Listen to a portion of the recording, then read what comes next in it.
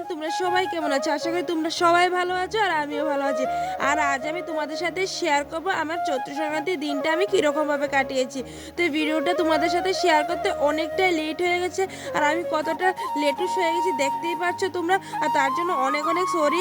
তো সকাল সকাল ঘুম থেকে উঠে বিছানাটা গুছিয়ে ব্রাশ টাশ করে ফ্রেশ হয়ে নিলাম, তারপর চললাম নিম পাতা আনতে। দেখো এখানে এসে গাছ থেকে একটা ঢাল ভেঙে নিলাম, আর ডালটা ভাঙার পর দেখো কতগুলো পাতা পেলাম। আমি সবগুলো নিয়ে আমি বাড়ি চলে আসলাম।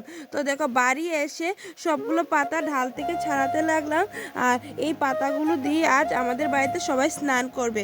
মানে পাতাগুলো বেটে তারপর পেস্ট করে ওটা দিয়ে সবাই স্নান করবে আর কি। তো সবগুলো দেখো আমি ভালো করে ছাড়িয়ে নিলাম।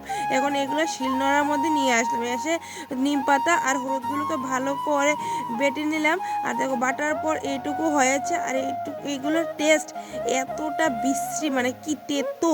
সবগুলো বেটে তারপর আমি আসলাম স্নান করতে। তো মা বললো ভালো করে লাগিয়ে নে, শরীরের রঙটা উজ্জ্বল হবে, পারলে একটু মুখেও লাগাস। তাই আমি বললাম পাগল নাকি, এত তেতো, এটা মুখে লাগাবো? তারপর স্নান টান করে আমি এসে বসে পড়লাম মা লাগাতে। আর তোমরা সবাই জানো যে বাঙালিদের 12 মাসে 13 পার্বণ হয়, আর 13 পার্বণ মানে হাজার হাজার নিয়ম। আর তার মধ্যে একটা নিয়ম হলো গরুর গলায় মালা দেওয়া। আর তোমরা সবাই জানো যে আমি গ্রামে থাকি, আমার বাড়ি গ্রামে। তো গ্রামে থাকায় তো বাড়িতে গরু থাকবে স্বাভাবিক। আমাদের বাড়িতে দুটো গরু আছে, আর ওদের জন্য মালাটা বানাচ্ছি আমি।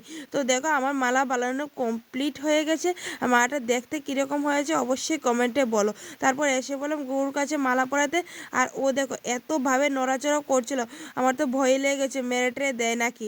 তো গরুর গলায় মালা টালা পরিয়ে বাড়ি চলে আসলাম। বাড়ি এসে একটু প্রসাদ খেয়ে নিলাম। তো কতগুলো ফল নিয়েছিলাম খাওয়ার জন্য। তারপর আসলাম কাঁঠাল গাছে কাঁঠাল পাড়তে। বাড়িতে একটু পাঁচন রান্না করা হবে, তো পাঁচনের জন্য কাঁঠালটা পাড়তে আসলাম দুই বোন মিলে একসাথে।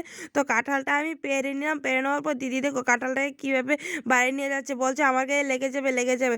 তো ফাইনালি দুপুরের রান্না কমপ্লিট হওয়ার পর আমরা সবাই মিলে একসাথে দুপুরের লাঞ্চটা করে নিলাম। তো আমার এই ভিডিওটা কেমন লাগলো? ভিডিওটা ভালো লাইক করে চ্যানেলটা সাবস্ক্রাইব করে দিও। Tata bye.